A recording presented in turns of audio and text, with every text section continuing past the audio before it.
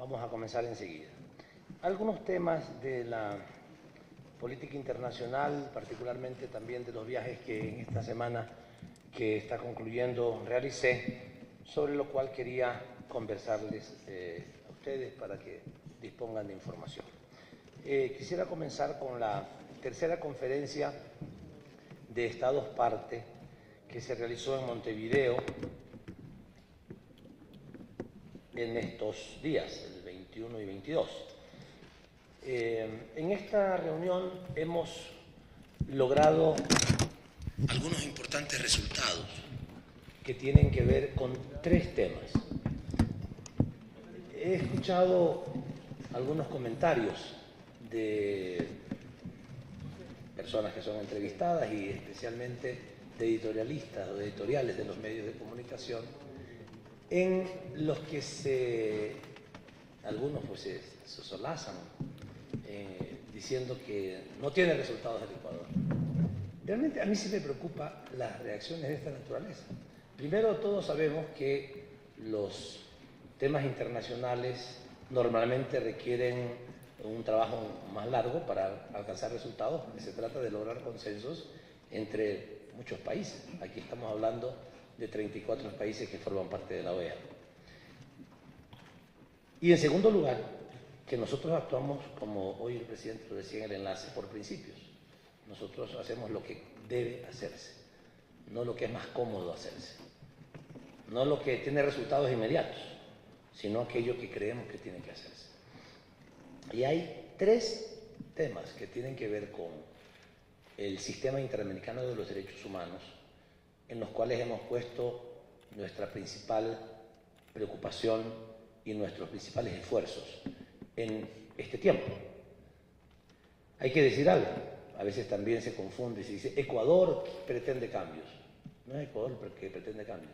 La primera conferencia de Estados Parte que se hizo en marzo del año pasado en Guayaquil fue solicitada por los jefes de Estado de UNASUR, por todos. No es que el Ecuador llamó a una conferencia en Guayaquil. La reunión previa de jefes de Estado de UNASUR, los jefes de Estado de UNASUR, le plantearon al secretario general de la OEA, le pidieron que llamara a una reunión de Estados Parte del Sistema Interamericano de los Derechos Humanos para tratar algunas preocupaciones que los jefes de Estado tenían, de todos los estados, de todo UNASUR. Como consecuencia de eso, se produjo la conferencia de Guayaquil. Después de eso se produjo la conferencia de Cochabamba. En medio de eso se produjo la Asamblea General de la OEA y ahora hemos tenido la tercera conferencia de Estados Parte. No es la pretensión del Ecuador, es la decisión de muchos de los países de UNASUR de avanzar en esto. En primer lugar, esto es muy importante decirlo. Y, claro, todos los que comentan, los editorialistas y los periódicos tienen derecho a opinar como les parezca. Nadie les va a coartar ese derecho. Siempre lo hemos dicho, defenderemos con nuestra vida el derecho a la libertad de expresión. Para todos, eso sí, no solamente para unos, para todos. Pero lo que sí nos parece es extraño, que siendo cuestiones de principio, no hayan comentarios de parte de los periódicos en el sentido de decir, bueno, parecería ser importante avanzar en esos temas. No, lo importante es decir, no lo han logrado, no han alcanzado resultados, se han quedado en medio camino. Bueno, si ellos se alegran por eso, está bien que se alegren por eso. Dejemos que el tiempo nos dirá en qué medida vamos avanzando. Estos eran los primeros comentarios que quería hacer. ¿Cuáles son entonces los temas? 1, el cambio de sede. 2, la organización de las relatorías. Y 3, la universalidad del sistema. Respecto al cambio de sede, en la tercera ocasión que se ratifica la voluntad de los Estados Parte de avanzar en la búsqueda de consenso para lograr que la sede sea cambiada. Se mantiene el criterio de unos con más firmeza, de otros un poco más preocupados por las consecuencias, incluso hay que decirlo, algunos preocupados por las consecuencias políticas de la reacción de del país que actualmente es sede.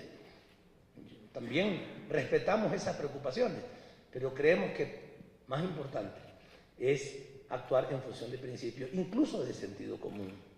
Lo hemos dicho y lo reiteramos, que esté la sede de la Comisión Interamericana de los Derechos Humanos en los Estados Unidos es tan ridículo como que esté la sede de la OTAN en Quito, como que esté la sede de CARICOM en Guinea Ecuatorial.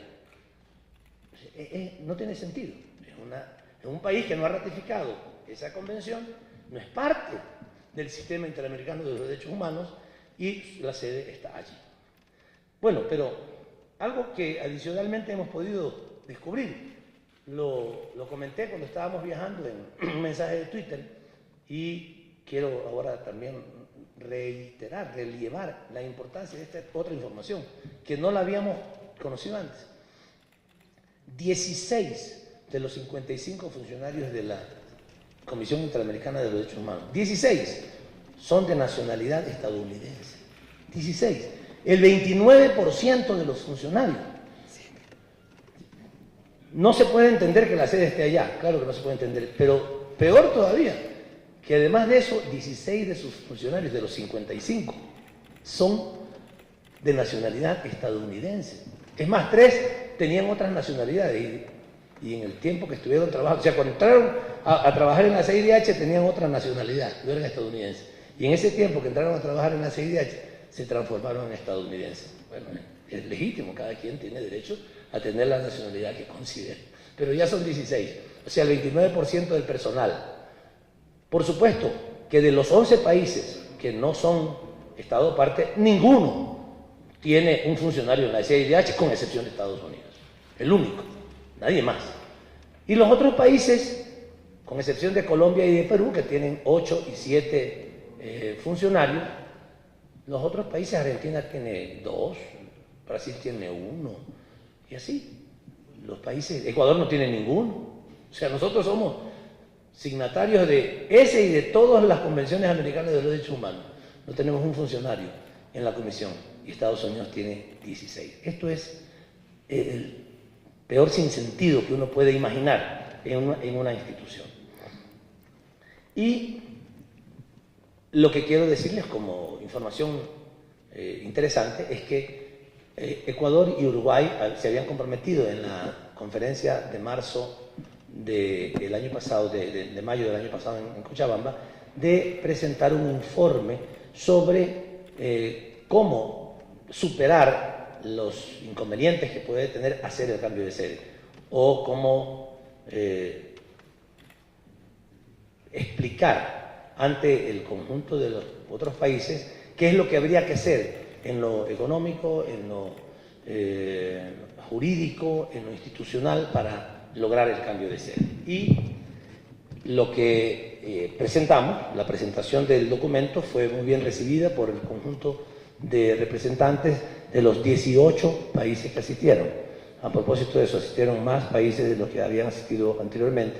Asistieron 18 países y la información fue muy bien recibida y se pidió básicamente que se complete, porque se estima que el traslado de los funcionarios que actualmente están en la CIDH podría costar aproximadamente $1.400.000.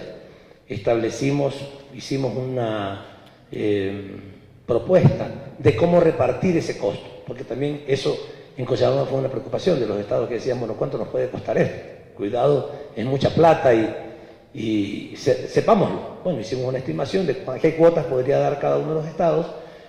A Ecuador le tocaría $75.000, a Brasil, que más pagaría, serían $200.000, a algunos países caribeños $5.000, que nadie se va a empobrecer ni a morir, ninguno de los estados, por una cuota de esta naturaleza. De tal manera que eso fue posible entenderlo bien. Por otro lado, se aclaró que desde el punto de vista jurídico no hay ningún inconveniente en hacerlo, porque lo que se necesita es una resolución de la Asamblea General de la OEA. No se tiene que cambiar la Carta de la OEA, no se tiene que cambiar la Carta, ni siquiera la Convención Interamericana de los Derechos Humanos, que sí requeriría la ratificación de todos los países.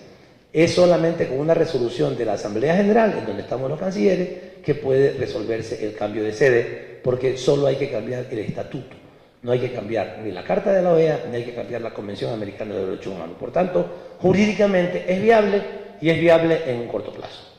Esto también fue reconocido y lo que se pidió fue que la comisión que había elaborado el trabajo profundice en algunos temas, particularmente los costos que se puede ahorrar la comisión por estar en otro lugar y no por estar en Washington.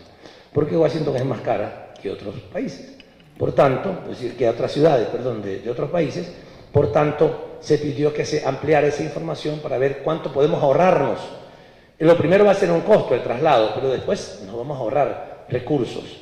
Y también lo que no se había estimado, porque no nos había dado la información, la CIDH, no pudimos estimar, es cuánto costaría una posible liquidación de parte del personal, que son 55 funcionarios más 7 consultores. ¿Cuánto costaría la liquidación de aquellos que no decidieran salir de Washington y trasladarse a otro sitio?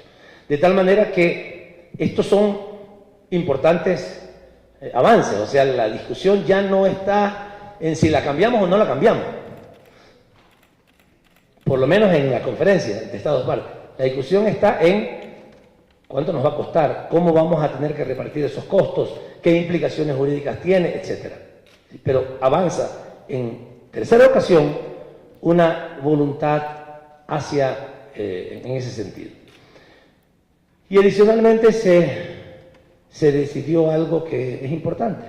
Esa conferencia de Estados Partes le solicita a la Comisión Interamericana de Derechos Humanos que sus próximas reuniones las haga en Estados Partes. Eso también es un importante paso, una demostración de una voluntad política, de que esa conferencia resolvió que las próximas reuniones de la CIDH se hagan en los Estados Partes. No le podemos disponer, nosotros no le podemos mandar a la CIDH que haga las cosas, porque esta es una reunión de una conferencia que no tiene sus decisiones, no tienen carácter vinculante. El carácter vinculante lo tiene ya la Asamblea General de la OEA, pero estos son pasos que vamos dando hacia ella. Y por otro lado, también hay que decir que con mucha insistencia algunos países están pidiendo ser sede de la CIDH. Esto hace algunos años era imposible que alguien siquiera se atreviera a decir que quisiera ser sede de la CIDH. Y en esa reunión Panamá insistió reiteradas veces que consideraba que Panamá es el mejor lugar para que vaya la sede de la Comisión Interamericana de los Derechos Humanos, porque decía que tiene excelentes condiciones logísticas, que tiene un gran nivel de conectividad, que tiene los recursos para tener la sede y, digamos, construir la parte inicial, de tal manera que Panamá lo dijo. Por otro lado, República Dominicana manifestó también su voluntad de acoger, de albergar a la Comisión Interamericana de Derechos Humanos, más allá de que ya anteriormente Costa Rica lo había dicho.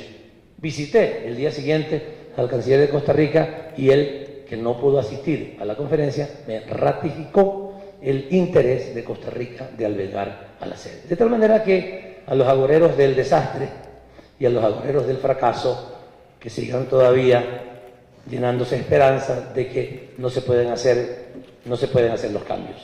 Yo no quiero con esto decir que lo vamos a lograr, pero bueno, estamos trabajando responsablemente y en función de principios para lograr esos cambios. Si no lo logramos, bueno, qué pena que no lo hayamos logrado, pero nosotros tenemos confianza en que será posible hacerlo. Este es el tema de la sede.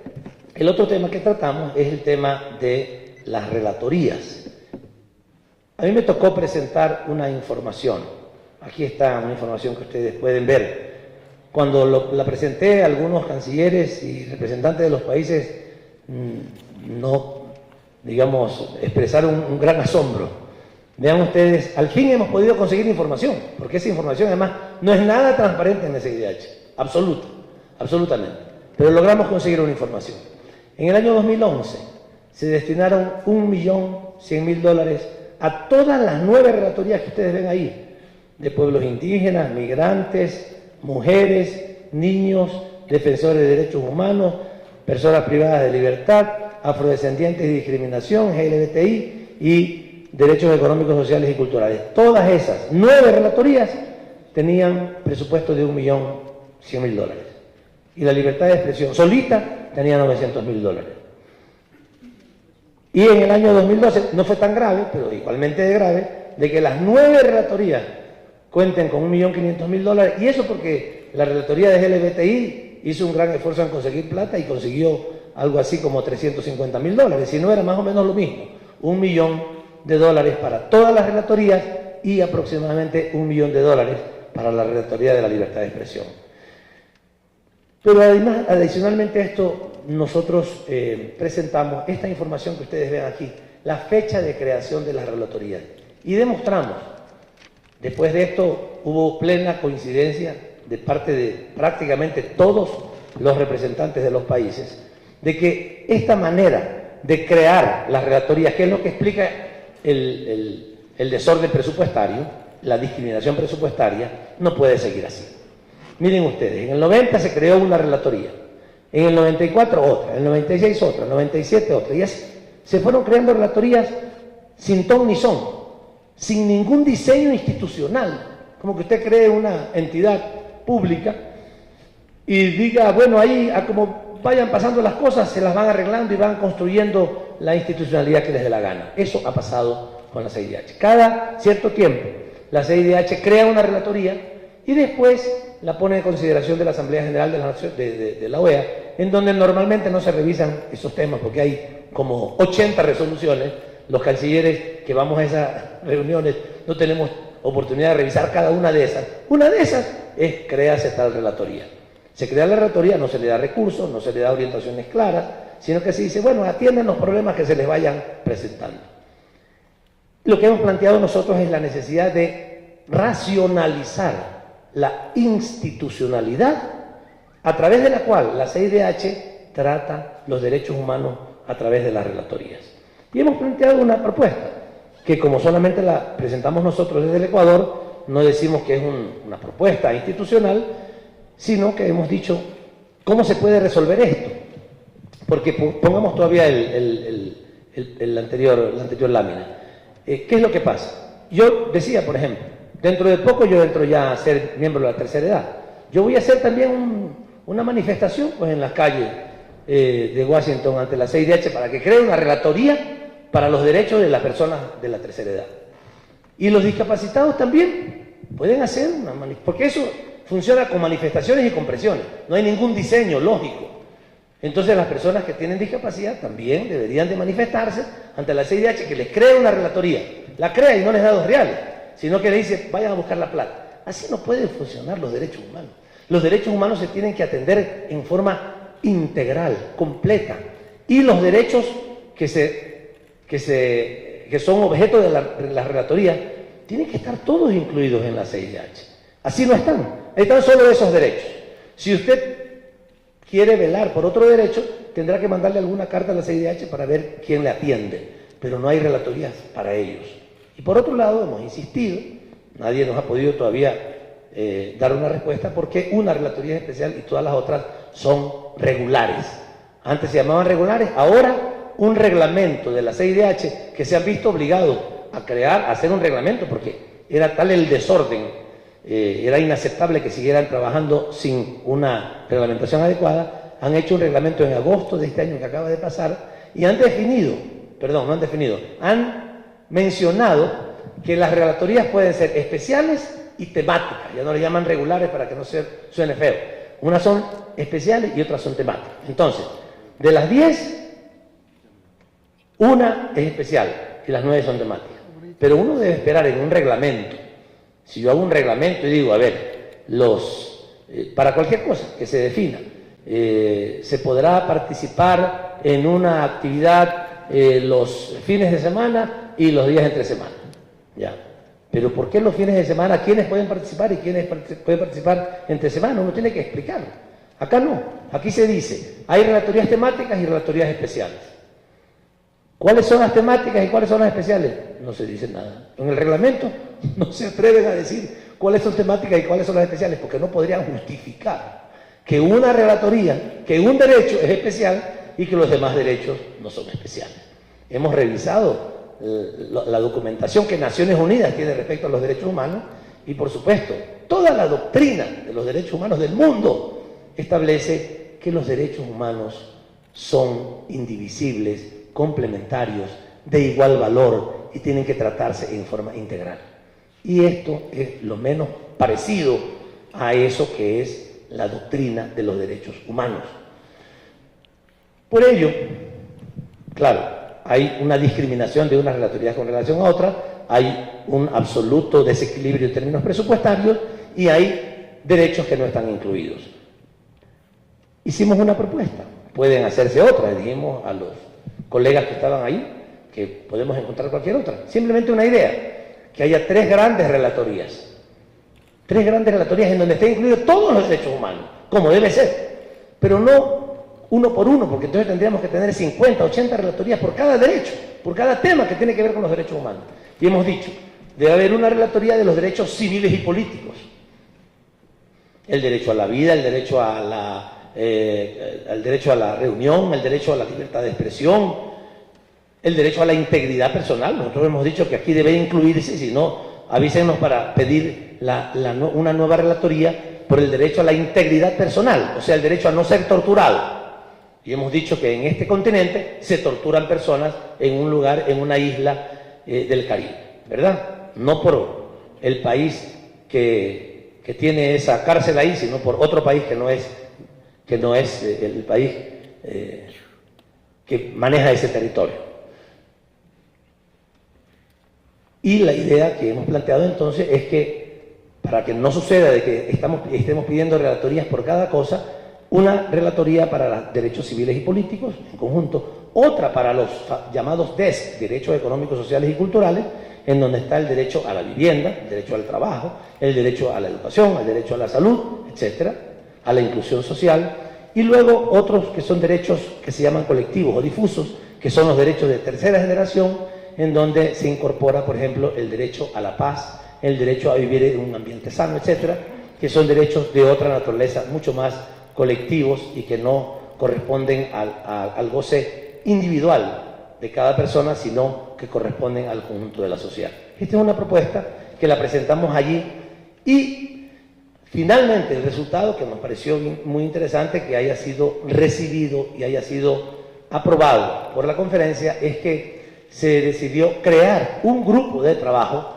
para que, igual que el anterior que había hecho sobre la sede y que ya nos permite avanzar, un grupo de trabajo en donde se incluyeron algunos estados coordinados por Uruguay para presentar en una próxima ocasión una propuesta al respecto de este tema, o sea, analizar la reflexión que el Ecuador presentó y luego presentarlo en una siguiente reunión. Y el tercer tema es el tema que tiene que ver con la universalidad del sistema. Desafortunadamente, algún país que quedó en coordinar este trabajo el año pasado no lo hizo y no se trabajó en las visitas a otros países que no son miembros del sistema para que se incorporen al mismo. Hemos tenido que rehacer esa comisión de ministros. El Ecuador planteó integrarse para apoyar ese trabajo y en esa comisión está Uruguay y Ecuador por América del Sur, está Guatemala por América Central, está Haití por el Caribe y si es que México decide volver a estar en la comisión, pues tiene oportunidad de decirlo en los próximos días para que se pueda incorporar. Y hemos acordado con Uruguay comenzar a hacer las visitas a los otros estados para invitarlos a que se incorporen. Yo adicionalmente, como consecuencia de la visita que hice la semana anterior a San Vicente y Granadinas, cuyo primer ministro, Ralph González,